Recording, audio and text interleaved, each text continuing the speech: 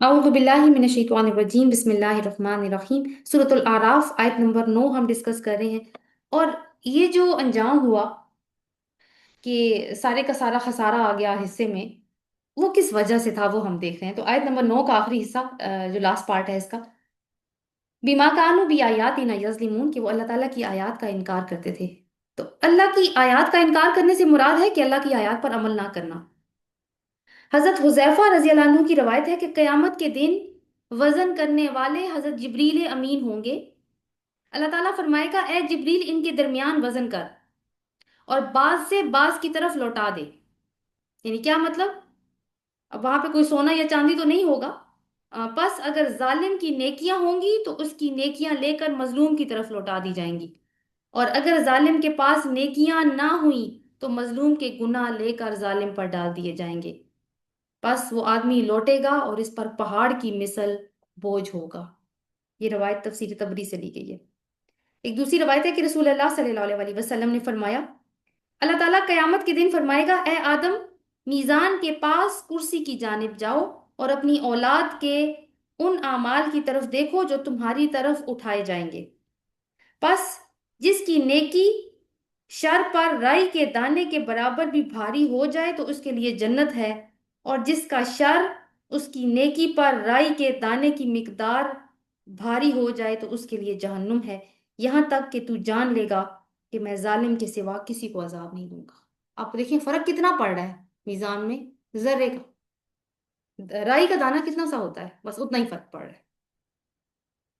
तो यहां तक तो हमारी तमहीद थी। आगे देखते हैं कि वो जिस सफर की हमने बात की थी वो स्टार्ट हो रहा है आयत नंबर 10 से 25 तक। यानी उस इंसानियत के अजीम सफर का आगाज है, और नस्ल इंसानी को कुरे अर्ज का चार्ज दिया जा रहा है यहां से। आयत नंबर 10, वलकद मक्कन्नाकुम फिल अर्दी वजअलना लकुम फीहा माइश। और अलबत्ता बेशक हमने तुम्हें दुनिया में जमीन में ठिकाना दिया और हमने तुम्हारे लिए इसमें माइश बनाई। माइश का मतलब जिंदगी के सामान। माइश को अंडरलाइन कर लीजिए। उससे पीछे मक्कन नाकुम को भी अंडरलाइन कर लें और अर्द को भी कर लें। कलीलम मा तशकुरून, कितना कम है कि तुम शुक्र अदा करते हो। अब अर्द क्या है? पहली चीज हम ये देखेंगे, अर्द वैसे तो वो जमीन जिसके ऊपर हम रहते हैं इसी को मुराद लिया जाता है, लेकिन इसके अपोजिट, इसके मुकाबले में एक आसमान की बात बहुत कम आती है। समावात की बात आती है जो कि जमा है। जन्नत को भी कुरान में अर्ज ही कहा गया है। कुरान ही से मालूम होता है कि 7 आसमानों की मिसल जमीनें हैं, और ये भी कि 7 आसमानों के माबैन अल्लाह का हुक्म नाजिल होता है। तो हुक्म किस पे नाजिल होता है? पत्थरों पे तो नहीं होगा ना। तो खुश्की के वो कुर्रे या गोले कह लें जहां पर मिट्टी, चट्टाने वगैरह एक जैसी हैं, वो अर्ज की तारीफ में आ जाते हैं। अल बकरा में अल्लाह ताला ने बताया था कि हमने जमीन पर एक खलीफा डालने का फैसला किया है। यहाँ इस आयत में बज़ाहिर खिताब तो कुरैश मक्का से है। मक्कन्नाकुम का मतलब है, यानी ये मकान से है, ये लफ्ज ठहरने की जगह, जम जाना, इक्तदार और इख्तियार के माना में आता है। तो अल्लाह ताला ने स्पेशली कुरैश को और जनरली तमाम इंसानों को ये बताया है कि उसने इंसान को जमीन पर ठहरने की जगह बख्शी, इक्तदार और इख्तियार बख्शा, और इसमें माइश पैदा किए। माइश, माइश से मुराद ये मुआश से है। मुआश, मुआशी सहूलतें और बरकतें हैं। और फिर उस मक्का के शहर को देखें जो सहरा है, तो इनमें सारी सहूलतें अल्लाह ताला ने प्रोवाइड की हैं, और ये हज़रत इब्राहीम अलैहिस्सलाम की दुआ का जवाब है जो। और फिर तमाम इंसानों को अगर आम माना में भी देखें तो भी ये बात पूरी तरह सादिक है कि अल्लाह ताला ने पूरी ज़मीन में इंसानों को जो भी ज़रूरियात है उनकी ज़रूरियात को उसी ज़मीन से पूरा किया है। और क्यों? ताकि तुम शुक्रगुजार बनो, इन नेमतों का शुक्र अदा करो। लेकिन तुम तो नाशुक्रे निकले, और अल्लाह को छोड़कर तुमने शैतान की अतात करनी शुरू कर दी। ये नाशुक्रापन है। अब यहां से थोड़ा सा गौर से सुनिएगा कि इस तरह का मजमून हमने सूरतुल बकरा में भी पढ़ा था, आयत नंबर 29। वहां पे अल्लाह ताला ने फरमाया था, हुवल्लज़ी खलक़ लकुम मा फिल अर्दि जमीअन तुम्मा इस्तवा इलस समा फसव्वाहुन्ना सबअ समावात व हुवा बिकुल्लि शैइन अलीम। وہی ہے جس نے تمہارے لیے جو کچھ زمین میں ہے تخلیق کیا، پھر وہ آسمان کی طرف متوجہ ہوا اور اس نے 7 آسمان درست کر دیے، اور وہ ہر چیز پر قادر ہے۔ اور مزے کی بات یہ ہے کہ یہ بات بتانے کے بعد اس نے جو اگلی آیت وہاں پہ بتائی تھی نا البقرہ میں، وہ تھا آدم علیہ السلام کی تخلیق کا قصہ، وَإِذْ قَالَ رَبُّكَ لِلْمَلَائِكَةِ إِنِّي جَاعِلٌ فِي الْأَرْضِ خلیفہ۔ اور جب آپ کے یاد کرو وہ وقت جب آپ کے رب نے فرشتوں سے کہا تھا کہ میں زمین پر ایک خلیفہ بنانے والا ہوں۔ اب اس صورت کی اگلی آیت دیکھیں کہ وہ کیا ہے، ٹھیک ہے؟ پہلے پہلے ایک انفراسٹرکچر کی بات ہوئی زمین کی، اور اس کے بعد کیا کیا ذکر آ رہا ہے، یہ بس میں نے یہ نوٹ آپ کو اس لیے کروایا ہے کہ وہاں پہ اور اس مضمون میں مماثلت ہے۔ آیت نمبر دیکھیے 11، وَلَقَدْ خَلَقْنَاكُمْ ثُمَّ صَوَّرْنَاكُمْ، دونوں خلق ناکم کو انڈر لائن کر لیجئے اور صورناکم کو انڈر لائن کر لیجئے، اور جو ترجمے کے اسٹوڈنٹ ہیں ان کو پتا ہے کہ کم کا کیا ترجمہ ہوتا ہے۔ اور البتہ تحقیق یا بے شک ہم نے تمہیں تخلیق کیا، پھر ہم نے تمہاری صورت گری کی یا تمہاری صورت بنائی، ثم پھر قلنا للملائکۃ اسجدوا لآدم، ہم نے کہا فرشتوں کو کہ آدم کو سجدہ کرو یا آدم کے لیے سجدہ کرو، فسجدوا الا ابلیس، تو انہوں نے سجدہ کیا سوائے ابلیس کے، لم یکم من الساجدین، اور وہ سجدہ کرنے والوں میں سے نہ ہوا۔ یہ کہانی ہمیں معلوم ہے پہلے سے، تو اس کو سٹارٹ کرنے سے پہلے ایک کچھ پوائنٹس ہم یہاں پہ نوٹ کرتے ہیں، ان کو بعد میں بھی ذکر آئے گا، لیکن ایک تعارف کے طور پر میں نے آپ کو کچھ آیات کا ترجمہ بھیجا تھا، وہ میں نے سورۃ البقرہ کا ہی ایکسٹریکٹ ہے جو آپ کو بھیجا تھا ترجمہ آج گروپ میں، امید ہے آپ نے پڑھ لیا ہوگا کہ سورۃ البقرہ میں جس سجدے کا حکم آیا تھا، وہ جن الفاظ میں آیا تھا، اس سے یہ شبہ ہو سکتا تھا کہ فرشتوں کو سجدہ کرنے کا حکم آدم علیہ السلام کی شخصیت کے لیے دیا گیا تھا، لیکن یہاں پہ وہ شبہ دور ہوتا ہے۔ یہاں جو انداز بیاں اختیار کیا گیا ہے اس سے صاف معلوم ہو رہا ہے کہ آدم علیہ السلام کو جو سجدہ کروایا گیا تھا وہ آدم ہونے کی حیثیت سے نہیں بلکہ انسانیت کا نمائندہ ہونے کی حیثیت سے کروایا گیا تھا۔ یہ جو کم کم کی بات ہو رہی ہے نا، تمہیں پیدا کیا، تم سب کو پیدا کیا، پھر تم سب کی صورت بنائی، پھر ہم نے کہا کہ فرشتوں کو کہ آدم کو سجدہ کرو۔ آدم سنگل ہے اور کم کم کیا ہے، جمع کے سیغے۔ اور پھر کچھ اور ڈیٹیلز یہ کہ اور یہ جو پھر اللہ تعالیٰ نے فرمایا نا کہ یہ جو ہم نے تمہاری تخلیق کی، پھر تمہیں صورت بخشی، پھر فرشتوں کو حکم دیا کہ آدم کو سجدہ کرو، اس کا مطلب ہے کہ پہلے ہم نے تمہاری تخلیق کا منصوبہ بنایا اور تمہارے لیے ایک مٹیریل سلیکٹ کیا کہ کس مٹیریل سے تم بنو گے، پھر اس مٹیریل سے تمہیں ایک صورت عطا کی، یعنی ایک اسٹیچو سا بنایا، اور پھر اس اسٹیچو کو پرفیکٹ کیا، سورناکم۔ اسٹیچو تو مطلب مٹی کا مادو کچھ بھی ہو سکتا ہے، لیکن آپ انسان کو دیکھیں نا، وہ صرف مٹی کا پتلا نہیں ہے نا، اس کی ڈیٹیلز ہیں اس کے اندر، تو وہ ساری پرفیکشن اللہ تعالیٰ نے ڈالی ہے اس کے اندر۔ اور پھر کیا کیا کہ پھر ایک ایک زندہ ہستی کی حیثیت سے انسان وجود میں آ گیا، تو اس کو سجدہ کرنے کے لیے حکم دیا گیا۔ اس آیت کی تشریح جو ہے وہ قرآن پاک میں دوسرے مقامات پہ بھی ہوئی ہے، سورۃ صاد آیت نمبر 71 سے 72 تک نوٹ کیجیے گا۔ اذ قال ربک للملائکۃ انی خالق بشرا من طین، یاد کرو وہ وقت جب تمہارے رب نے فرشتوں سے کہا تھا کہ میں ایک بشر مٹی سے بنانے والا ہوں۔ فَإِذَا سَوَّيْتُهُ، پہلی پہلی کیا بات کی ہے، مٹی سے بنانے والا ہوں، ٹھیک ہے۔ فَإِذَا سَوَّيْتُهُ، پھر جب میں اسے پوری طرح سے تیار کر لوں، وَنَفَخْتُ فِيهِ مِن روحی، اور اس میں اپنی روح میں سے پھونک دوں، فَقَعُوا لَهُ سَاجِدِينَ، تو تم تب سجدہ کرنے کے لیے جھک جانا۔ یعنی جب میں اسے پوری طرح تیار کر دوں اور اپنے اندر اپنی روح میں سے پھونک دوں تو تم نے سجدے میں گر جانا ہے۔ وہی 3 سٹیپس بیان کیے گئے یہاں پہ، لیکن تو کچھ دوسرا سٹائل تھا، یعنی پہلے مٹی سے بشر کی تخلیق، پھر اس کا تسویہ، یعنی وہ جو سویتو کا لفظ ہے، سویتو، بیلنس کرنا اللہ تعالیٰ نے، اس کی شکل و صورت بنانا، اس کی اعضاء اور اس کی قوتوں کا ایک تناسب قائم کرنا، اور اس کی صلاحیتوں کو اس کے اندر رکھنا، یہ سارا جو ہے وہ سویتو کی ڈیفینیشن میں آئے گا۔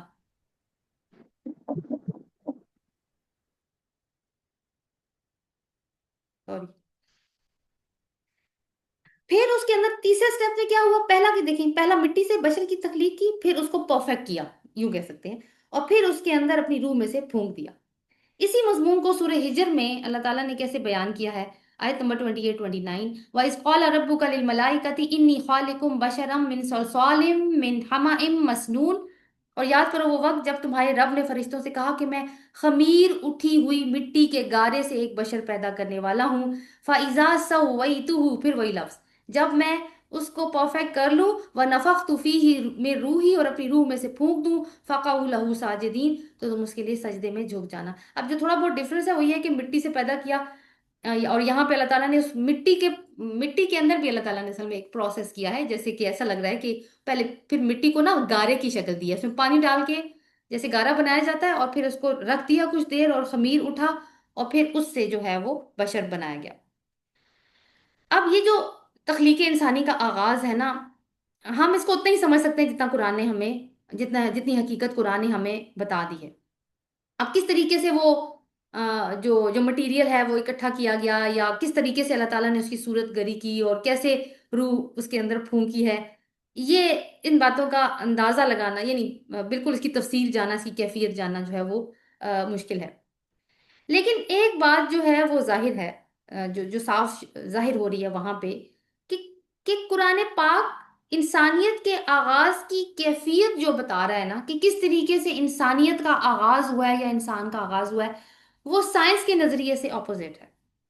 साइंस में एवोल्यूशन की एक थ्योरी है, चार्ल्स डार्विन ने उसको प्रेजेंट किया था, जिसके मुताबिक ये जो इंसान इस सूरत में पहुंचा है ना, जिसमें आजकल हमें नजर आ रहा है, या बहुत अरसा पहले से नजर आ रहा है, ये कुछ इर्तिका की मनाजिल तय करता करता यहां तक पहुंचा है। पहले इंसान ऐसा नहीं था। आपने वो बात सुनी होगी कि साइंस कहती है कि इंसान बंदर से पैदा हुआ है, ठीक है, यानी कुछ ऐसा पहले एक कोई लिविंग ऑर्गेनिज्म था, उसमें इर्तिका होता गया, यानी कुछ डेवलपमेंटल चेंजेस होती चली गई, यूं समझ लें इस बात को, और फिर वो अल्टीमेटली बंदर बना, और फिर बंदर से रिफाइन होके इंसान बन गया।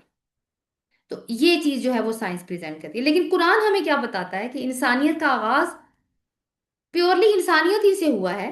उसका किसी गैर इंसानी हालत से कोई रिश्ता नहीं है, वो पहले दिन से इंसान बनाया गया था, और अल्लाह ताला ने उसको शऊर देकर, उसको उसको बता करके तुम्हें क्यों पैदा किया गया है, इस जमीन पर भेजा गया था, और उसकी जिंदगी की इब्तिदा की थी। तो ये दो नजरियात हमारे सामने, एक कुरानी नजरिया और एक साइंटिफिक नजरिया। अब ये जब दो नजरिए हमारे सामने आते हैं तो उनके इम्पैक्ट्स अलग होते हैं। अगर इसको वो डार्विन वाले नजरिए से जोड़े, तो इंसान जो है ना वो असल में एक हैवान फिर नजर आता है, कि इंसान का असल जो है वो एक हैवान ही है।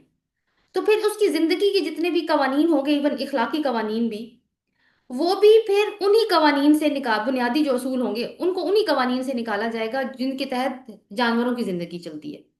और अगर वो जानवरों वाला बिहेव करता है इंसान, तो फिर ये एक फितरी बिहेवियर है।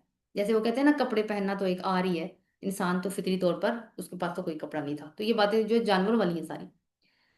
अब ज्यादा से ज्यादा फर्क वो कहते हैं कि जो जो जो नजर आता है, वो नहीं कहते, जो नजर आता है वो ये है कि इंसान के पास कुछ टेक्नोलॉजी आ गई और उसने कुछ तहजीब इख्तियार कर दी।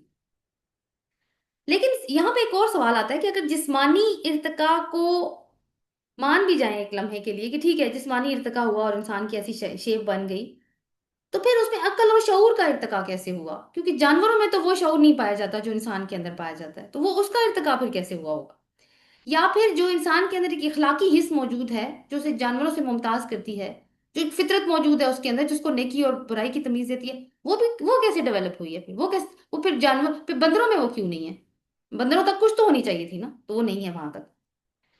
सो अब दूसरा नजरिया क्या कहता है, ये तो ये साइंटिफिक उसके इम्पैक्ट की बात होगी। तो दूसरा, अगर हम तसव्वुर देखें तो फिर इंसान को ना इंसान होने की हैसियत से देखना पड़ेगा।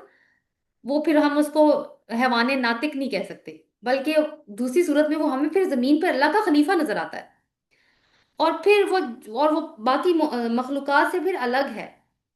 फिर सिर्फ और क्या है कि जो फिर अखलाकी जिम्मेदारियां और इख्तियारात जो उसको अमानत के तौर पर अल्लाह ताला ने दी हैं, फिर वो उसको अदा करता हुआ भी नजर आता है, और फिर ये कि वो इस बात के लिए भी तैयार है कि उसकी आगे जाके उससे बास पुरस होगी। तो ये एक पॉइंट है जिसको बताना जरूरी था। और भी ये डार्विन के थ्योरी ऑफ एवोल्यूशन को लेकर, बहरहाल आप में से जिसको इंटरेस्ट है वो इसकी डिटेल में भी जा सकता है थ्योरी ऑफ एवोल्यूशन में। दोबारा आयत की तरफ आते हैं, फिर से देखिए इसको, आयत नंबर 11। वलक़द सॉरी, वलक़द खलक़नाकुम सुम्मा सव्वरनाकुम, और अलबत्ता बेशक हमने तुम सब को पैदा किया, फिर तुम सब की हमने सूरत बनाई। तो ये आदम और इब्लीस के किस्से का पहला सीन है, और कुम की जमीर मुखातिब जमा के लिए है, जैसे मैंने कहा कि तुम सब। तो और ये दोनों के साथ आ रही है, खलक नाकुम और सवर नाकुम के साथ आ रही है, यानी हमने तुम सबको तख्लीक किया और फिर बड़े आर्टिस्टिक अंदाज से तुम्हारी सूरतें बनाई। लेकिन सवाल यह है कि ये सब कौन है? क्या ये सिर्फ आदम की बात नहीं होनी चाहिए थी? हसन रहमाउल्लाह जो ताबई हैं, उन्होंने इस बारे में कहा है कि शायद का माना यह है कि हमने तुम्हें आदम की पुश्त में तख्लीक किया, फिर हमने तुम्हें उस वक्त खास शक्लो सूरत अता फरमाई जिस वक्त हमने तुमसे मीसाक लिया, यानी इंसानों से सबसे एक अहद लिया गया था, एक मीसाक लिया गया था। इसको अहद अलस कहते हैं, मैं उसके बारे में भी आपको बताती हूँ। मुजाहिद रहमाहुल्लाह उनका कौल है कि अल्लाह ने उन्हें यानी नस्ल इंसानी को हजरत आदम अलैहिस्सलाम की पुश्त में तख्लीक फरमाया, फिर उन्हें उस वक्त शक्लो सूरत अता फरमाई जब इनसे मीसाक लिया, फिर मलाइका को सजदे का हुक्म उसके बाद हुआ। यानी मिसाक पहले ले लिया गया था अलस्तु भी रब्बिकुम, और फिर उसके बाद मलाइका को सजदे का हुक्म हुआ, और वो जो सारा सीन हुआ फिर शैतान ने सजदा नहीं किया, वो सारा फिर हमारे सामने ही हुआ है। सूरत अराफ की जो आयत जिसमें अहद का जिक्र है, आयत नंबर 172। वइज़ अखज़ रब्बुका मिन बनी आदमा मिन ज़ुहूरिहिम ज़ुर्रिय्यतहुम व अशहदहुम अला अनफुसिहिम अलस्तु बि रब्बिकुम क़ालू बला शहिदना। और याद करो जब आपके रब ने बनी आदम की पुश्तों से इनकी औलाद को निकाला और उनसे उनके नफ्सों के मुकाबले पर गवाही ली, क्या मैं तुम सब का रब नहीं हूं? उन्होंने कहा क्यों नहीं, हम गवाह हैं। यानी सारे इंसान मान के आए हैं अल्लाह ताला की रबूबियत को। तो एक हदीस है कि रसूल सल्लल्लाहु अलैहि वसल्लम ने फरमाया कि अल्लाह ताला ने उन्हें चींटियों की तरह निकाला और फिर उनसे मिसाक लिया, तफसीर कुर्तुबी के मुताबिक। तो क्या नतीजा निकला इससे? कि अल्लाह ताला ने हजरत आदम अलैहिस्सलाम को पैदा किया, फिर इनकी औलाद को यानी तमाम बनी नूह आदम को पैदा किया, फिर उनसे अहद लिया। अहद लेने के बाद हजरत आदम अलैहिस्सलाम को उनमें से चुन के अलग किया और फरिश्तों को इंसानियत का एक यानी आदम अलैहिस्सलाम को इंसानियत का एक नुमाइंदा बनाकर अलग किया और फरिश्तों को सजदे का हुक्म दिया। ये सजदा फिर हुआ, और फिर इब्लीस का जो इनकार हुआ, वो सारा सीन जो है मैंने जैसे पहले बताया कि हम सब वहां पे मौजूद थे। अब हजरत आदम के चुनने वाली बात हम सूरह आले इमरान में भी पढ़कर आए हैं, आयत नंबर 33। इन अल्लाह अस्तफा आदमा व नूहम व आला इब्राहिम व आला इमरान अलल आलमीन। बेशक अल्लाह ने, और ये गौर से सुनने वाली बात है, बेशक अल्लाह ने आदम को चुना और नूह को और आले इब्राहिम को और आले इमरान को तमाम आलिमों पर। अब जहां तक अब कितनों का जिक्र है, आदम अलैहिस्सलाम को चुना अल्लाह ने कहा, फिर नूह को चुना, फिर आले इब्राहिम को चुना और आले इमरान को चुना, तमाम आलिमों पर। तो नूह अलैहिस्सलाम को चुनने की बात हो या आले इब्राहिम की या आले इमरान के चुनने की बात हो तमाम आलमीन पर, तो ये बात समझ में आती है। क्यों समझ में आती है? क्योंकि वो नस्ल आदम में से है ना। लेकिन आदम को चुनने का क्या मतलब हुआ? उनको कैसे चुना अल्लाह ने? चुना तो किसी चीज में से जाता है ना, तो वो चुनने वाली बात जो है वो आयत नंबर, ये जो अभी हम पढ़े आयत नंबर 11 से हमें समझ में आ जाती है। खैर, आयत की तरफ अभी वापस आते हैं। जब ये दो स्टेप्स हो गए, यानी डिजाइन तैयार कर लिया गया, खलक नाकुम और फिर सवर नाकुम, सूरत गरी भी हो गई, तो ये दोनों अलग अलग जो हैं वो स्टेजेस हैं। देखिए, सवर नाकुम को समझने के लिए एक और मिसाल, हजरत ईसा अलैहिस्सलाम के बारे में हमें मालूम है कुरान के मुताबिक कि वो परिंदे की शक्ल जैसी कोई सूरत बनाते थे। ये नहीं कहा अल्लाह ने कहा परिंदा बनाते थे, कहा परिंदे की शक्ल जैसी कोई सूरत बनाते थे, यानी मिलता जुलता डिजाइन तैयार करते थे। प्रॉपर परिंदा नहीं होता था, डिटेल्स के साथ नहीं होता था और फिर उसमें फूंकते थे तो वो अल्लाह के इज़्ज़त से एक परिंदा बन जाता था, जीता जागता। तो अल्लाह का अता करदा मौजज़ा था। मगर अल्लाह ने आदम और बनी आदम की तख्लीक स्टेप्स में की है, इसमें एक दो स्टेप्स तो हमें नजर आ गए, और तीसरा स्टेप क्या था कि जिसका जिक्र सूरह स्वाद की आयत नंबर 71 और 72 में है, कि जब तुम्हारे रब ने फरिश्तों से कहा कि मैं एक बशर मिट्टी से बनाने वाला हूं, जब मैं इसे पूरी तरह तैयार कर लूं और उसके अंदर अपनी रूह में से फूंक दूं तो सब इसके आगे सजदे में गिर जाना। तो यहाँ रूह का जिक्र भी है, जो कि थर्ड स्टेज की बात है। आगे फरमाया, इस आयत को दोबारा देखिए, सुम्मा कुल्ना लिल मलाइकाति इसजुदू लि आदम। फिर हमने हुक्म दिया फरिश्तों को कि आदम को सजदा करो, फसजदू इल्ला इब्लीस, तो सब ने सजदा किया सिवाय इब्लीस के। لم یکم من الساجدین، وہ سجدہ کرنے والوں میں نہ ہوا۔ یہ اللہ تعالیٰ کی طرف سے حکم آ رہا ہے کہ آپ سب آدم کو سجدہ کرو۔ تو معلوم ہو رہا ہے کہ ایک ایسی اینٹی بھی ہے فرشتوں کی جماعت میں موجود ہے جس نے سجدہ کرنے سے انکار کر دیا ہے، اور اس کا نام ابلیس بتایا گیا ہے۔ ابلیس کا مطلب ہے سخت مایوس اور نا امید، اور یہ لفظ قرآن میں 11 مقامات پر آیا ہے، 9 مرتبہ صرف قصہ تخلیق آدم سے لنک کر کے آیا ہے۔ لفظ شیطان بھی اسی اینٹی کے لیے آتا ہے۔ اس کا اصل نام جو ہے، ابلیس ہو یا شیطان ہو، اصل نام عزازیل تھا اور یہ جنوں میں سے تھا، لیکن اپنی اطاعت گزاری، عبادت، زہد اور تقوی کی وجہ سے اللہ تعالیٰ نے اس کا مقام بلند کیا اور اس کو فرشتوں کی جماعت میں داخل کر دیا۔ یہ تھا وہ جس نے سجدہ کرنے سے انکار کیا تھا۔ اور وجہ کیا ہو سکتی ہے کہ یہ بات اس کو یعنی پہلی مرتبہ معلوم نہیں ہو رہی تھی،